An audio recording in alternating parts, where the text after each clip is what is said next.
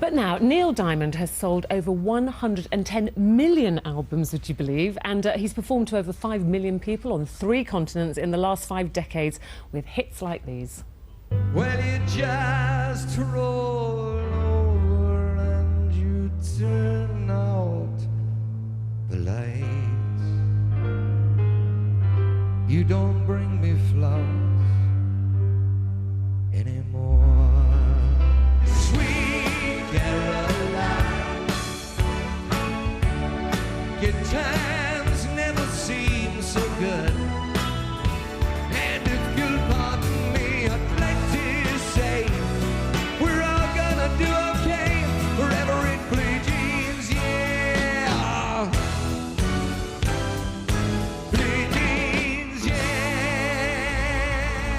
Great stuff. But he's hung up his sequins and picked up his guitar for the first time in 35 years, would you believe? And he's just released a brand new album, 12 songs, which has been riding high in the UK charts for the last 5 weeks. And he's with us here this morning live. It's lovely to see you. Thank you so much. Congratulations on the success of the album. Yeah. 12 songs. Well, they're actually 14, though. How did that happen? Yeah, but we like the title. You know, it's 12, just rang the bell. But actually, we started out with 12 and put a couple more in that we really liked. So. And you wrote all the songs yourself on this album. Is Yeah. that unusual? Do you normally collaborate with people? Or I haven't done that. The last album I did that, but I like to have some help. It's hard to write an entire album by yourself. I like to have some help, either a collaborator on some of the songs or sometimes what they call outside songs, someone other than me and a collaborator, just a song that you love. So this is one of the rare ones that I've written by myself. so this is all new material. It's all brand new, spanking new. And did you find that tough to? Yeah, it was hard. Come up with all this new stuff. It was very hard. I don't know if I want to do this again, to write the entire album from the get-go. How do you do it? Do you lock yourself away and say, right, Yeah, I've got to I sit did. and write? I did. I locked myself in a recording studio for about a year and literally locked the door, pulled the clocks out of the wall, set up a bed in the studio. Did you really 'cause slept there as well? Yeah, because I was coming in very early in the morning and just wrote, just by myself. We were. I always thought, you know, sort of fans were led to believe that after the end of 2002, and you performed to about 2 million people, and you've been around the world, and that you were going to take it easy. There was going to be a bit of a break. Yeah. Well, what happened to that? I don't know. It just kind of disappeared. I was out on the road for about 2 years, and I thought I'd take some time off and relax. And about 2 or 3 days after I got back, I started writing again, and I didn't want to start writing. I wanted a few weeks off at least. But the songs started to come, I think probably because when I was on the road, I don't write. So 2 years of not writing ended up, you know, writing all the time. Are you saying it's something that you can't help, that it's just in you and these songs are just kind of coming out Yeah. into your head and they won't go away? It's exactly right. It won't go away no matter what you do. Like voices in your head. I had that yesterday, and I was just whistling and humming. All them people were turning and looking, and it was a little strange, but I mean, I wasn't aware of it, you know, until people started to give me strange looks. I was, you know, when you're in an elevator with somebody, which Well, the great thing is, It'd be because pretty it's impressive, you, yeah. they know that it's you, and they look around and think, oh, it's Neil Diamond.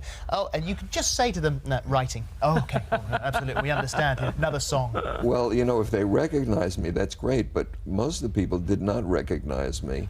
It's an and outrage. They thought I was nuts. You know, just a little cuckoo guy singing and dancing. And There's a picture painted, and I don't know how true this is, and it's such a lovely vision, if it is true, that you were holed up in some log cabin somewhere, and there was a blizzard outside, Yeah. and you're sitting there, and you're writing away. Surely it can't be as perfect as that. Well, that's basically what happened. I have a little cabin in the Rocky Mountains, and I went there at the end of the tour to, as I say, relax for a couple of weeks, and started writing almost immediately.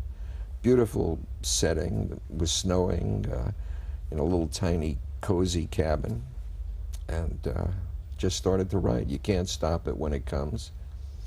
and that's how the album started. You're not the sort of person who needs in any way to reinvent themselves or necessarily even to bring someone on board.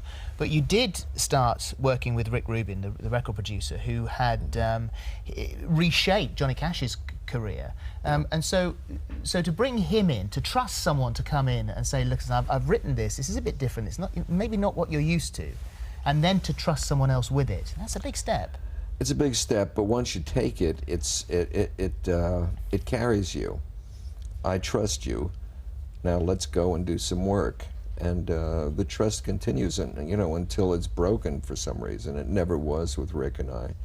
We work together beautifully. I have a great deal of respect for him, and so work beautifully. But it does start with trust. Is that the same with your fans, though?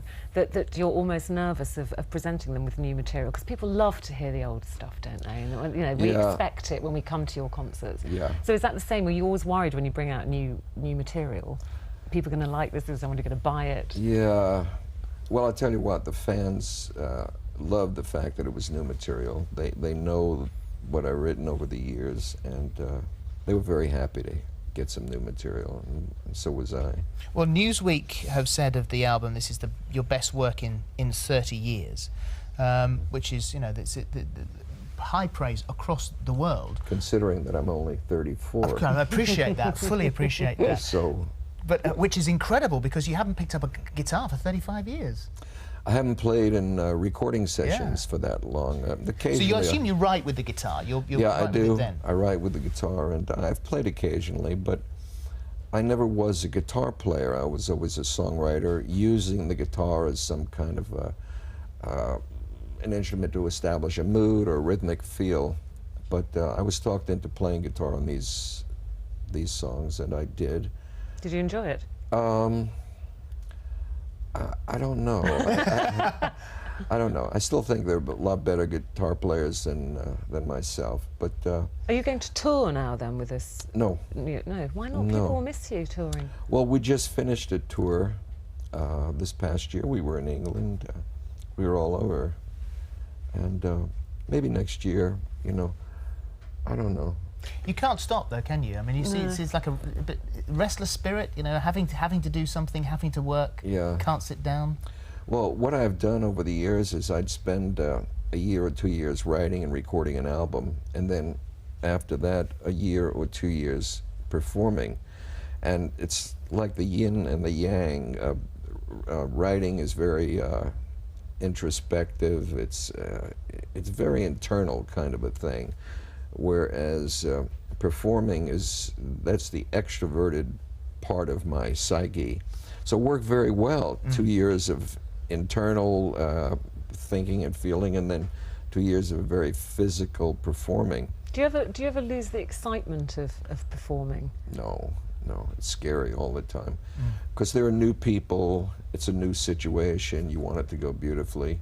Once you get out there, it's great, you're having a good time. But before, it's a little bit shaky. Yeah. And you're going to perform for us today? Yes, I hope so. Yeah. Do Delirious Love for us. I'd like to do Delirious Love, yeah. Well, we'd like that too. One of the bouncy things in the album. Well, we'd like you to do a bouncy thing for us. Yeah. That's all right. There you go. That's Neil Diamond. It's 12 songs. Although, as you were saying, that there were nearly 14. There are 12 on here now, aren't there? But it's only got 12 on there now. Oh, that particular version of the album has 12, but there's another version, a deluxe, which is... The deluxe? Get the deluxe, you get 14. I haven't been given the deluxe version. Where are the other 2 tracks? I'll do them for you. That's a good idea. Get them live. Yeah, that's great. I mean, I'll record them just for me. Neil, thank you very much indeed. Thank you both. Pleasure to have you. Lovely to meet you. Performing Delirious Love is Neil Diamond.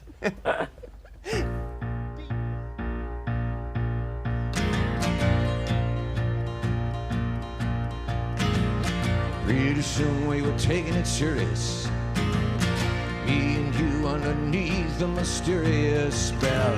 Nothing I could do, and I suddenly felt like a bolt out of hell, telling you to the sound of the beat that was hanging on. Like a powerful truth, it was banging on me. Wouldn't let me go, like a shot in the dark, she was a spark. I only know neither one of us trying to hold it down. Neither one of us taking the middle ground. Wasn't how to make sense we were thinking of. Just the two of us bent on delirious love. Doing digging to spend on delirious love.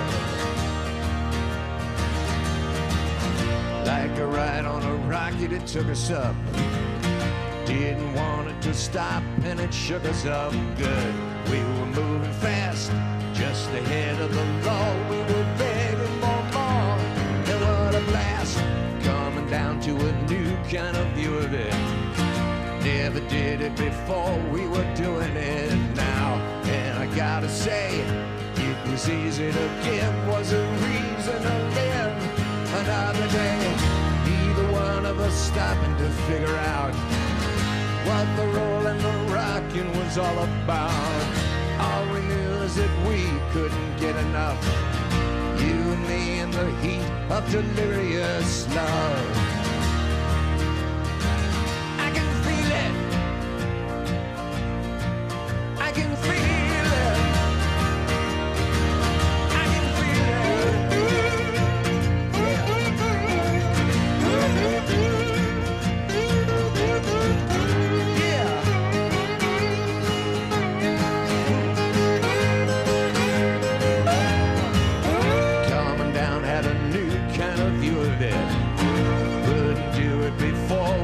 doing it now. And I gotta say, it was easy to give, was a reason to live another day.